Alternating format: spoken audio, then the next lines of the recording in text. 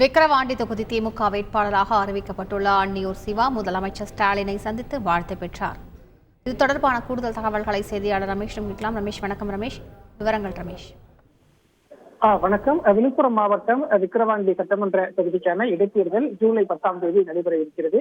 இந்த இடைத்தேர்தலில் திமுக வேட்பாளராக அன்னியூர் சிவா போட்டியிடுவார் என்று திமுக நேற்று அதிகாரப்பூர்வமாக அறிவித்தது. இதனிடையில் வேட்பாளராக போட்டியிடக்கூடிய அன்னியூர் சிவா திமுக தலைவரும் முதலமைச்சருமான திரு மு.க. ஸ்டாலினை அண்ணா அறிவாலயத்தில் இன்று நேரில் சந்தித்து வாழ்த்து பெற்றார்.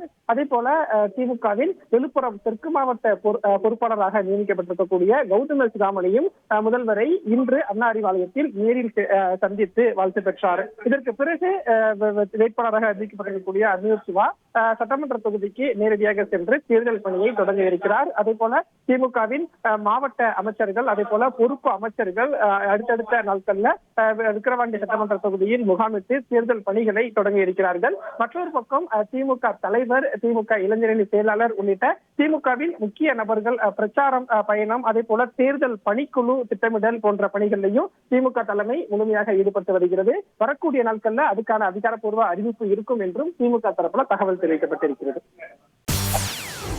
செய்திகளை உடனுக்குடன் தெரிந்து கொள்ள உடனே சப்ஸ்கிரைப் பண்ணுங்க.